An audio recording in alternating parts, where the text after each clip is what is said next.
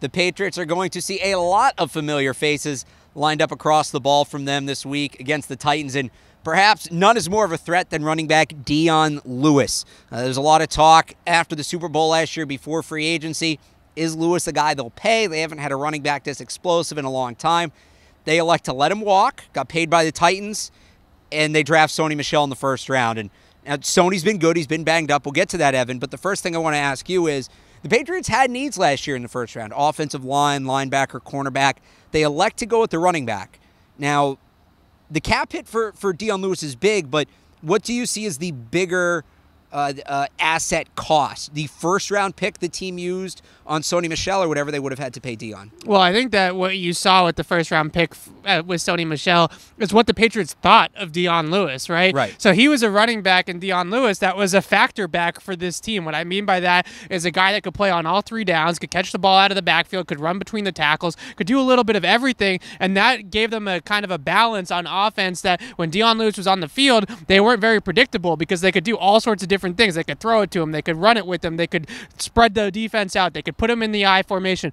Exactly what we see them doing with Sony Michel when he's out there on a regular basis. So I think what they saw, and I understand that there are bigger needs to some people than running back, but I think what they saw is that their offense with just James White on the field is a pass-first offense, and everybody in the league knows that. You look at the splits of passing downs versus rushing downs that James White is on the field, it's very predictable. It reminds me a little bit of what LeGarrette Blount was a few years ago, but in the opposite direction. Right. Everybody knew that the Patriots were going to run the ball when LeGarrette Blount was in the game. So now with Sony Michel, you have, even though he hasn't been as quite of a standout in the passing game yet, you still have that balance and ability to go both ways, much different formations, spread the ball out, go inside, do anything that you really want to do. So I think that they knew going into that draft that they were going to prioritize keeping that balance there at the running back position. I think some of it too, at least with Dion Lewis, was injury issues, right? What's the term around here? That availability is the best ability. And Dion Lewis, you couldn't always count on him to be on the field. The guy did have an injury history.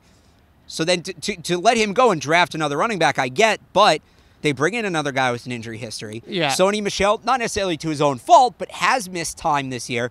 How much do you think injuries factored in, given the fact that they then draft a guy that has a history with knee issues? Yeah, I mean, I think that they felt pretty comfortable with his knee, Sony Michel's knee, and I think that unfortunately either they overlooked it or they maybe just things happen. Freak things happen, right? Things happen. So I think that that's kind of a mixture of it there. But I think that overall what they were looking at was talent level of the two players, and they knew that they were going to lose a whole lot in between the tackles as a real workhorse running back when Dion Lewis departed for Tennessee. So I almost look at the Sony pick as like I said earlier, as respect for Dion Lewis and respect for the type of player that he has been over the last couple of years. Now, was it the best asset management?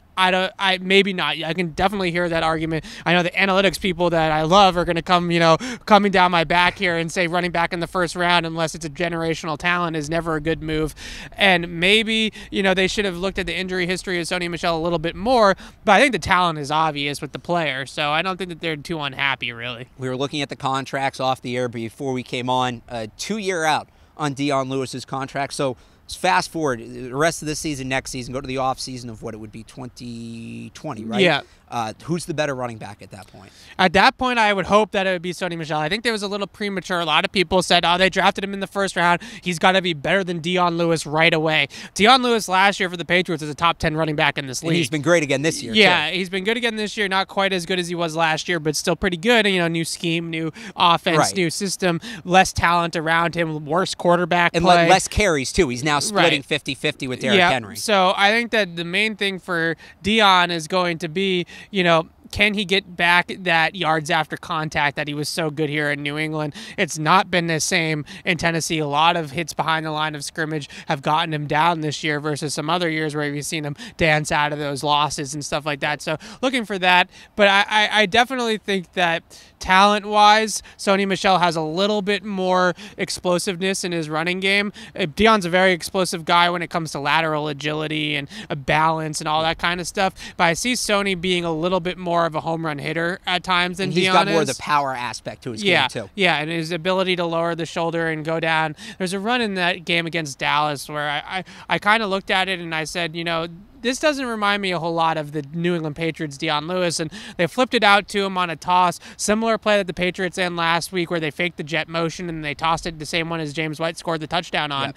And Dion had a hole, and there was a guy, 2 defenders in front of him, but he just decided to go down at like the 2-yard line and not put his head down and kind of ram the ball into the end zone. He kind of gave up on the play. That wasn't the Dion Lewis that we're used to seeing. So kind of similar to Malcolm Butler, you get paid and, all of a sudden those types of business decisions go a different direction. So it's Dion Lewis, next 2 years, will have about a $9 million cap hit. Yep. Sony Michel, about a $4 million cap hit over the next 2 years. Who would you rather have? Let us know in the comments down below or tweet it at us at Patriots CLNS from Gillette Stadium. He's Evan Lazar. I'm Alex Barth. Thanks for watching.